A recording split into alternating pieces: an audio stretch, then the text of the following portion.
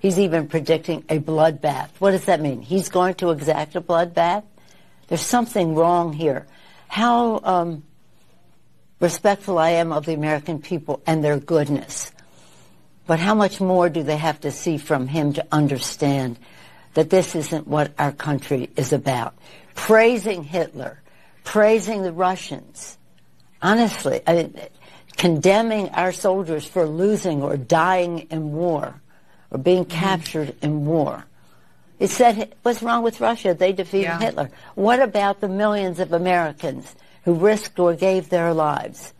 What about him saying that soldiers buried in Europe, he didn't want to visit them because they were losers? This is my video update on this Monday morning, March 18th. Let's talk about some news. And let's start things off with Trump's bloodbath comment. And let's not talk about the fake news about Trump saying that there's going to be a bloodbath if he's not reelected. He was obviously talking about the auto industry, and then the mainstream media, they took the bloodbath part, and if I'm not reelected, there's going to be a bloodbath, and they ran with that story. But then Elon Musk came into the picture, and he tweeted the full statement from Trump with all its context, and that fake news was quickly debunked and squashed. So let's not talk about that one. The lies of the collective West media. And let's talk about the big news from yesterday, which was the elections in Russia. And Putin won the elections in Russia, a record turnout. And he got 87% of the vote. And Putin will be president for another 6 years. And the collective West, they're going to have to learn to live with that reality. And it is driving them absolutely crazy. Remember, the entire Project Ukraine was all about removing Putin. That's what the whole thing was about. Regime change in Russia and removing Russian President Vladimir Putin. And yesterday, they got the news, the reality. The reality hit them yesterday that Putin is going to be president in Russia for another 6 years. And boy, are they pissed off. They are pissed off. The collective West leadership, the collective West mainstream media, they're very upset that that Putin is going to be president for another 6 years.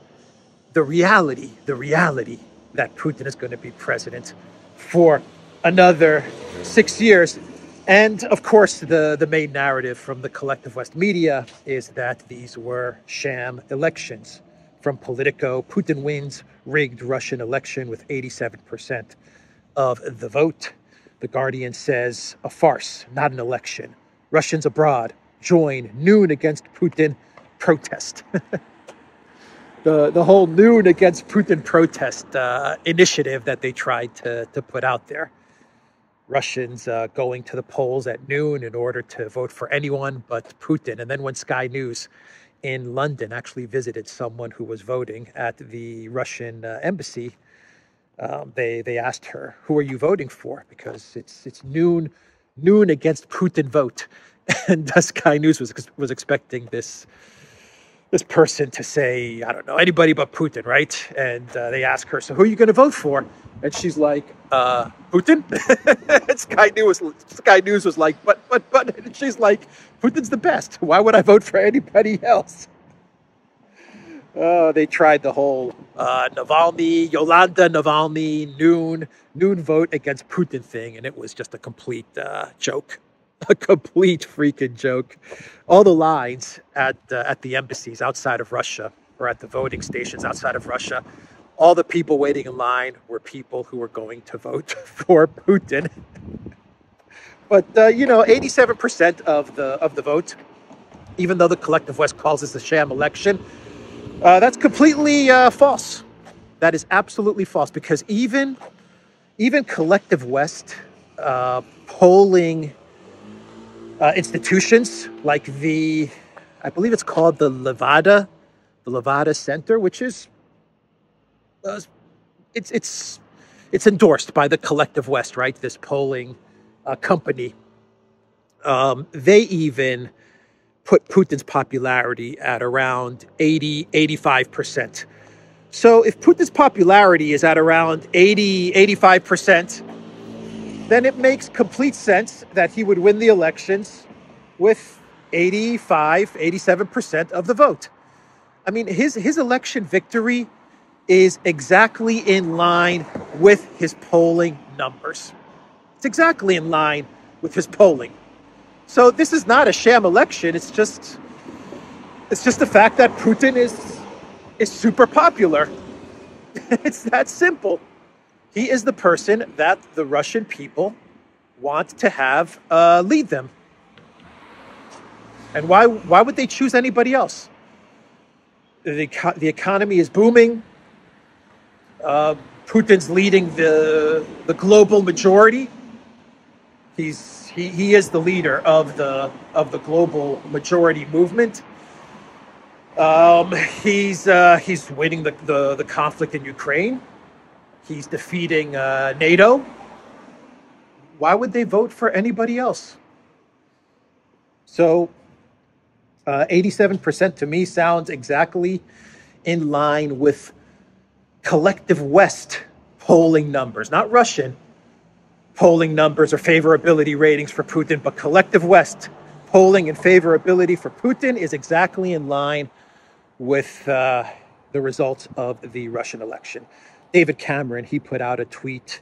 The polls have closed in Russia following the illegal holding of elections on Ukrainian territory, a lack of choice for voters, and no independent ODYSEE monitoring. This is not what free and fair elections look like. First of all, Lord Cameron, Rishi Sunak, I don't believe Rishi Sunak was elected, was he? Nope, he was not elected. Nor was Liz Truss. Was Liz Truss elected? Nope. So for Lord Cameron to talk about democratic elections is kind of odd, isn't it? But there were international observers there. It's just that the U.S. State Department, as I said in my video yesterday, they warned. They sent a warning to the international observers that they're going to be punished if they report on how the elections are going. But there were international observers. They said the elections were fair, and everything was on the up and up. So, suck it, David Cameron. Suck it up, David Cameron. We know that you wanted regime change in Russia, and that is why you started the whole Project Ukraine conflict, but it didn't work out. And now you're going to have Putin for another 6 years. Pope Francis actually congratulated Putin for his election victory. Man, they are going to flip out with this news. Last week, Pope Francis talked about negotiations and Zelensky waving the white flag, and now he has congratulated Putin on his election victory. Jungle Joseph is going to definitely kick the Pope out of Jungle Joseph's garden. Oh boy. So, Putin, he did say some interesting things when the election results started to come in. And I think we should focus on some of the interesting comments and statements from the Russian president. Specifically, 3 interesting comments that Putin made at I believe, his campaign headquarters. And the first comment that Putin made was about creating a buffer zone in the north of Ukraine, the Kharkov region, the borders between Russia and Ukraine, following the Belgorod and Kursk disaster incursion from the Ukraine military. And as I said in a video a couple of days ago, and as we reported on the Duran in our video update yesterday, sure enough, the effects of this disaster, Ukraine attempted incursion into Belgorod and Kursk has resulted, or will most probably result, in Russia creating a buffer zone in the Kharkov region. Well done, Zelensky. Well done, collective West military strategists. The result of your Russian incursion debacle is going to be a buffer zone, and Putin said as much yesterday. This is downtown Nicosia, right? Like, this is probably one of the most central and popular streets in downtown Nicosia. That's been closed for like 5 years. This has been closed for like 3-4 years. Like 3 years it tried to be a burger joint, but didn't work out. Then over here, this used to be a Gloria Jean's coffee shop, which I believe Gloria Jean's is an Australian coffee franchise. And then it became a restaurant, but now it's closed down. It's been closed down for a couple of years as well. Yeah.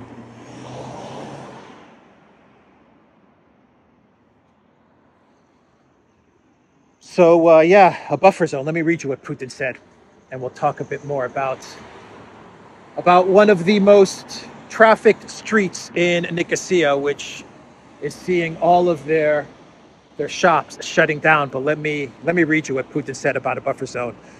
Russia has repelled multiple attempts by Ukrainian sabotage groups to break into its territory over the past week, with Putin saying that the enemy has deployed a group of about 5,000 people and their losses are about 40%. And those who crawled into our territory were destroyed almost 100%. If the enemy likes a meat grinder, we even benefit from it, Putin said. Putin then went on to say that the ongoing tragic events in the border regions could eventually force Russia to create a certain sanitary zone in the areas still under Ukrainian control. The Russian forces would establish a security zone that would be quite difficult for the adversary to overcome with its weapons, primarily of foreign origin, if and when we consider it appropriate, Putin added. So yeah, Russia's going to create a big buffer zone in the Kharkov region. That's coming. Putin then talked about the fact that there are NATO troops in Ukraine. He said, "We hear both French and English speak there. There's nothing good in this. First of all, for them, because they die there and in large numbers," he said. He also weighed in on the potential full-scale conflict between NATO and Russia, warning that it could not be ruled out. Anything is possible in the modern world, but everyone knows that this would be one step shy of full-scale World War II. I don't think that anyone is interested in that. So Putin is saying that if NATO continues to escalate, then yes, we could be at risk. It's a little snail. We could be at risk of World War II, but of course Putin says that this is in no one's interest. It's in no one's interest for Russia and NATO to square off in Ukraine. And then Putin actually revealed that Navalny was going to be part of a big prisoner exchange. And I thought this was a very interesting statement from the Russian president. So this used to be the Kostak coffee. This used to be a huge Kostak coffee, always full, running from 7 in the morning till like 12 at night. And there were always people at this Kostak coffee. And then suddenly 6 months ago, it just shut down.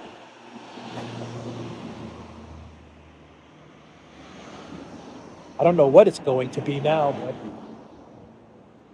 this used to be perhaps the most trafficked, the most popular coffee shop in probably all of Cyprus. I've actually done videos from this Costa Coffee in central Nicosia, Cyprus. Anyway, let's see. Putin, he said that there was going to be a big prisoner exchange.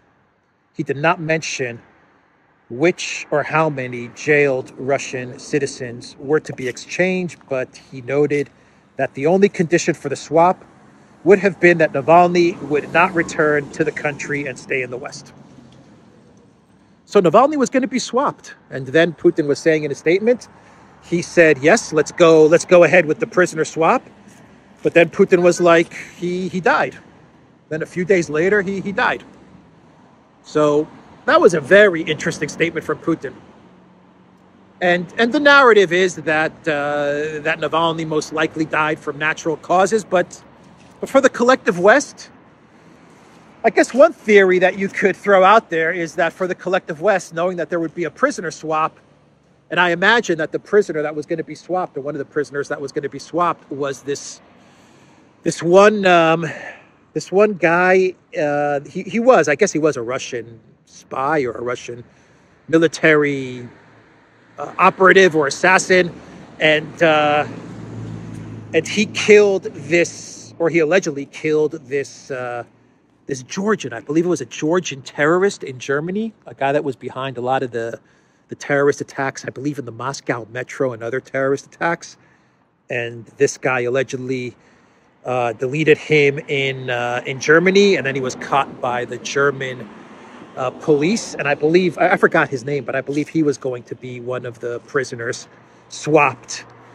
Anyway, I imagine that the collective West, one theory that you could come out with is that the collective West probably figured, you know what, Navalny deleted is probably better for us from a media optics narrative than actually exchanging Navalny. And if the condition was that Navalny was never to return to Russia, well, who knows what happened. But my guess, and I believe the accepted narrative is that Navalny did indeed die of natural causes. So anyway, interesting statements from the Russian president. Let's now talk about Project Ukraine, and let's discuss weapons, the weapons that are running out for the Ukraine military. The Washington Post, they put out an article which claims that the Ukraine military warned their NATO masters that they are going to run out of air defense missiles, some air defense missiles, by the end of March. And I guess that means that the strategy that Ukraine was using, and I talked about this in a video about a week and a half ago, the strategy to destroy Iskander missiles, which was to allow the air defense to lure the Iskander missiles and then to destroy the Patriot missile systems, but you also destroy the Iskander missiles. It looks like that strategy is not really working out too well. Yes, they do destroy the Iskander missiles, but I think the Ukraine military is finding out that they're running out of air defense systems. Not a good strategy, I guess. But this place has been closed for a while now as well. And this was what was this? This was like a nightclub. Actually, this was a nightclub and then a restaurant. And it's been shut down. And over there, an eye shop shut down, and Leo Home Constructions shut down.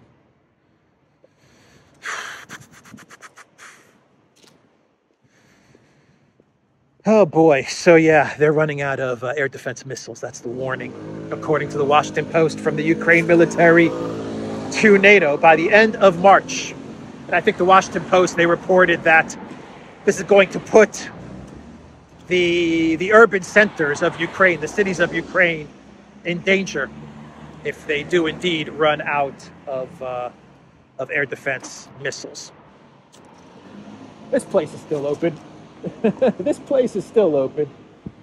That used to be a coffee shop. It used to be a nightclub, then it was a coffee shop, and now it's closed as well. Everything's closing down. Man, what's happening? Let's see.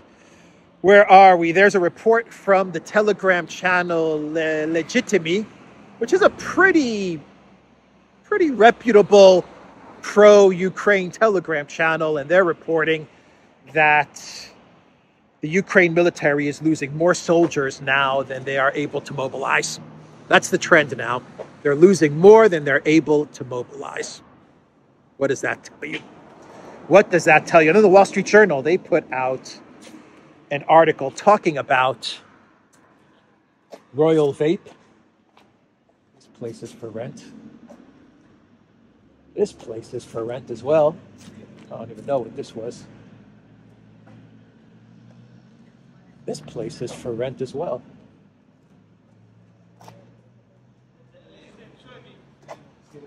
Not sure what any of these stores were.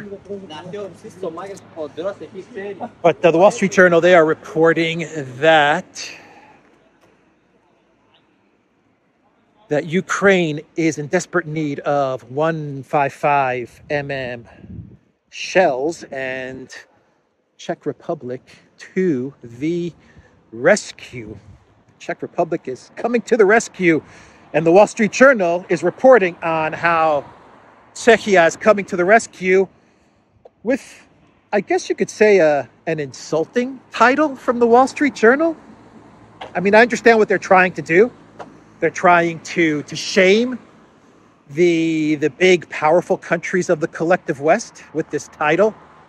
But they actually kind of poke fun or ridicule the Czech Republic. Anyway, this is the title of the Wall Street Journal article.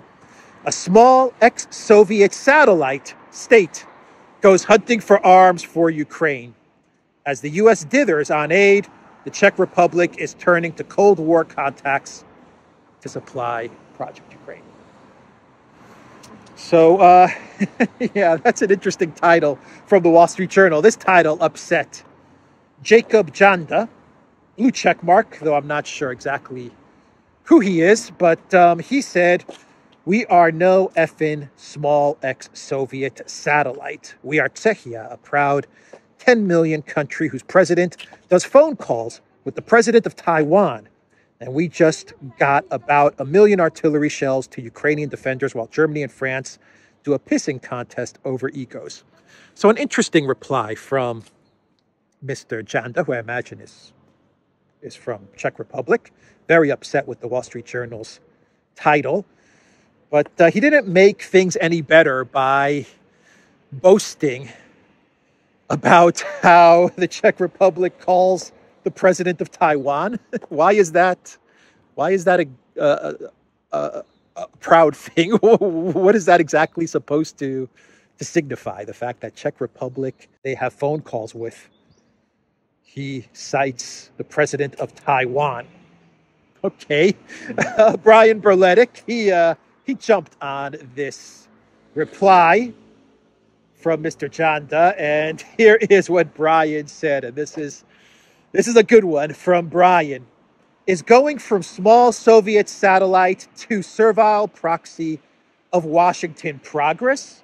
Bragging about your role in feeding Ukraine into a proxy war is outright depraved, and bragging about phoning Taiwan, a small U.S. satellite, equals acute lack of self-awareness.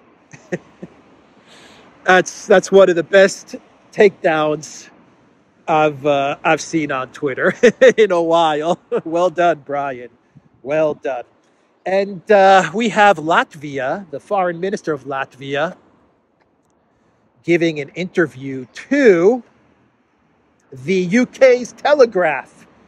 And the foreign minister of Latvia, this is a good one. This is a good one.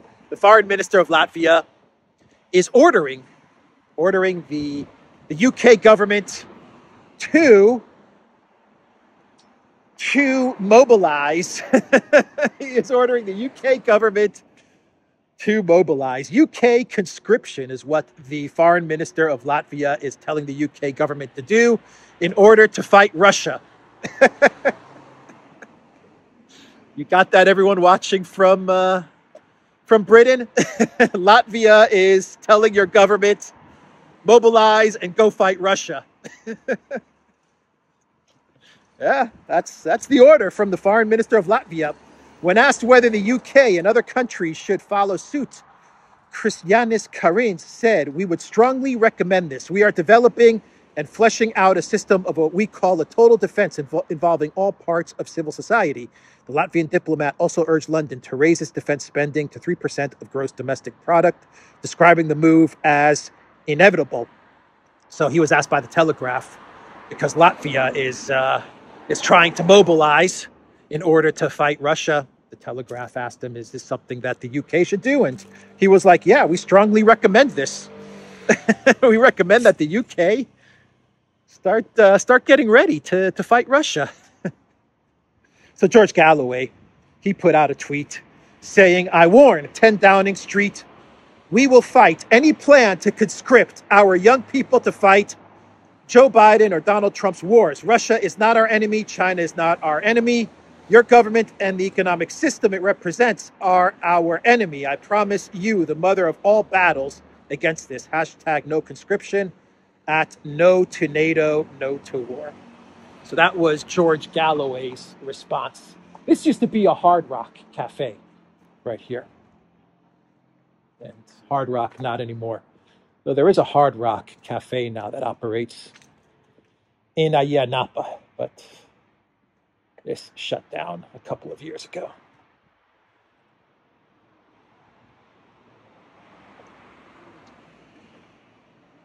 So an excellent response from Mr. Galloway. Let's, how are we doing on time here? All right. I don't know if you guys can see inside. That was quite a big Hard Rock, to be quite honest. And I remember this was like the outdoor, there was like an outdoor seating area here. So, this is an interesting story.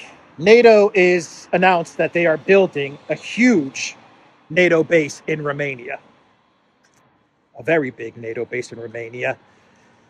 Let's see. Romania is building Europe's largest NATO base, a $2.5 billion project, an unsinkable aircraft carrier on the Black Sea.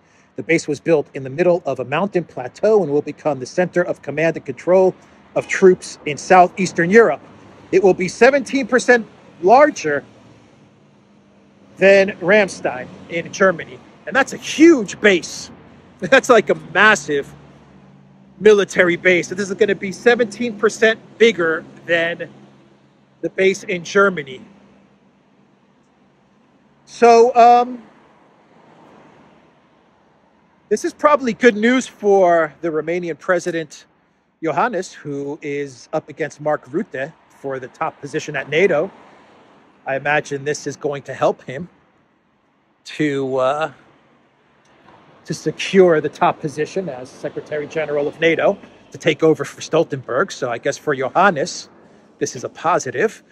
But for Project Ukraine, I was thinking about this. The fact that NATO has just announced that they're going to be building this 2.5 billion military base, this massive military base in Romania, and they say it's going to be an unsinkable aircraft carrier in the Black Sea.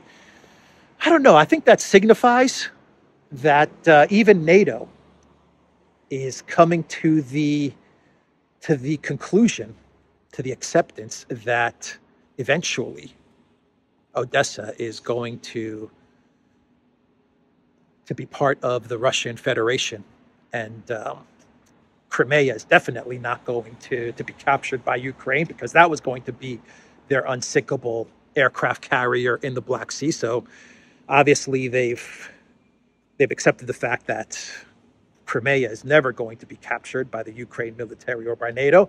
And it also signifies that, in my opinion, it signifies that NATO is coming to the understanding that if they don't build something close to the Black Sea, well, they're going to lose all access to the Black Sea, because eventually, the way this war is playing out, Russia is going to control the entire Black Sea all the way to Transnistria. And there was actually a drone attack in Transnistria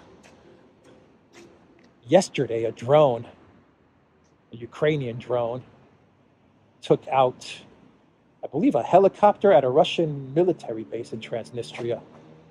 I think this was the first or one of the few drone strikes that has focused on Transnistria. Perhaps an escalation in the direction of Transnistria, perhaps, but I don't think so. But could be a sign of something to come in the direction of Transnistria. But definitely the fact that NATO is building this massive $2.5 billion base in Romania, close to the Black Sea, I don't know. I think it's an indication that NATO is coming to the understanding that if they don't build something there quickly in the Black Sea area, then they're going to lose all access to the Black Sea.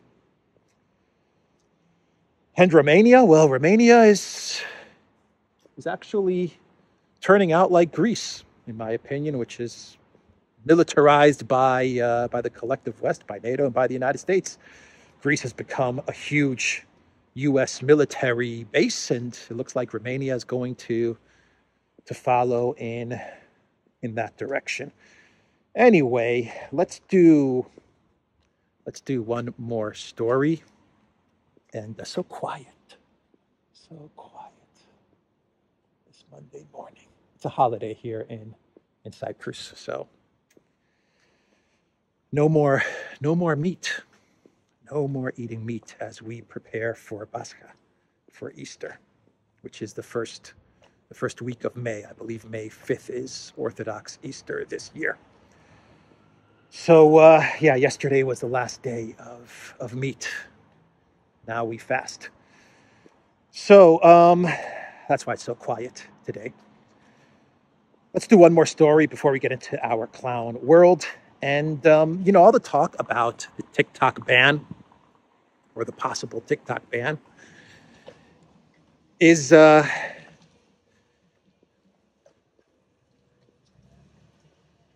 reminding me of Huawei. It's reminding me of Huawei. Remember when the collective West decided to try and destroy Huawei? Well, that was, I don't know, 5 or 6 years ago. And I decided to check out what's going on with Huawei, because it was not allowed to, the phones were not allowed to carry Android anymore, and the Android Play Store. And basically Huawei, I think it was the top Android handset maker at one point in time. And then the collective West, they put all of these sanctions and these bans on Huawei, and Huawei just got obliterated, at least in the West. And then Huawei decided to start building its own app store, and it called its app store Harmony OS, its own Android-based app store, and an operating system, actually. I think it is based on Android, because Android is open source, and it's doing quite well, actually. From Fortune, Huawei's homegrown operating system, launched after the company was put on a U.S. blacklist, may soon overtake Apple iOS in China. How about that? How about that? Actually, let's go this way and around. Let's do that. So like 5-6 years ago, they went to destroy Huawei. They wanted to destroy Huawei. It was a big mobile infrastructure manufacturer. I mean, they're massive when it comes to telecom and telecom infrastructure and devices. And they were a huge handset maker, and they still are in China. But you don't really find their handsets much in Europe anymore. I mean, you can purchase Huawei handsets, but you always run into the difficulty of what do I do, because They don't carry Android Play Store and stuff like that. But the Harmony OS is doing very well in China. It's about to take over Apple iOS. So I thought that was an interesting story because there's all this TikTok China banning news going on, and I thought it would be a good idea to revisit Huawei. Anyway, let's do a couple of clown worlds. And how about the images? I can't confirm this. But there are images going around of actually one video image going around of a Rolls-Royce Spectre automobile in the streets of Kiev. Yep.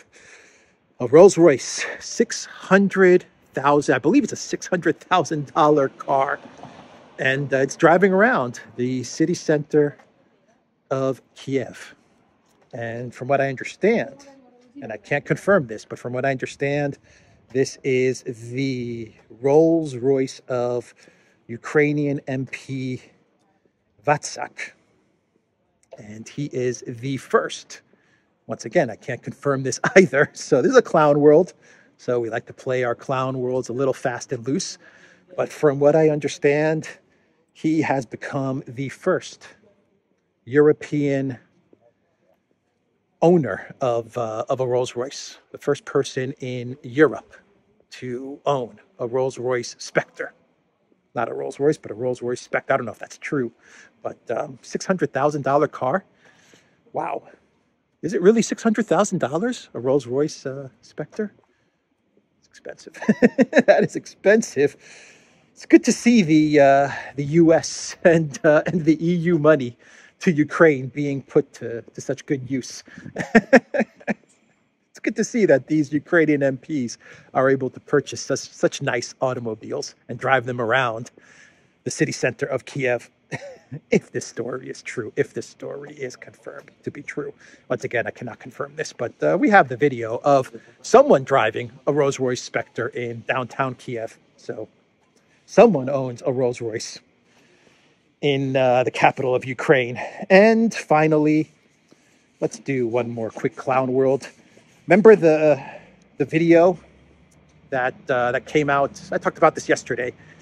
That came out from a polling station in Russia, or it was supposed to be a polling station in Russia, but it was just a skit. It was a fake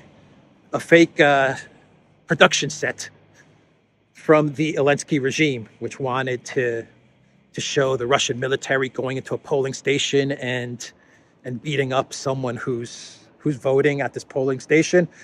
And they passed this off as being a polling station in Russia, and the Russian military came in and they found someone at the polling station and they threw him on the ground and they started to beat him up. And Ukraine was claiming that this is how democracy works in Russia. Anyway, the whole thing was, I talked about this yesterday, the whole thing was a skit. It was a fake an Zelensky production original, and people actually believed that this video was true. They actually believed that this is what's happening in Russia, even though it came out very quickly on Twitter and Telegram that this whole thing was just made up by the Zelensky regime. This wasn't real. This wasn't a real polling station. These were actors, so on and so forth. But one person that actually did believe that this was real was EU fanboy and parliament member for life, Guy Verhofstadt. And he actually tweeted this video with the statement, "Putin's scared. A Democrat needs 50% plus one vote. For a dictator, everything under 100% is a threat. Navalny's killing will mark the beginning of the end for Putin." Guy Verhofstadt. Oh, man. They're so upset that Putin is so popular because the collective West leaders, they're polling at like 20%, if they're lucky. I think like Macron is at 20 or 25% now. But they're upset that Putin polls at 80% or 85%. For them, they can't fathom how a leader can be popular or loved by his people, because the collective West leaders are so despised by their by their citizens. Anyway, Guy Verhofstadt, EU uber super fanboy, he actually believed that this video was real.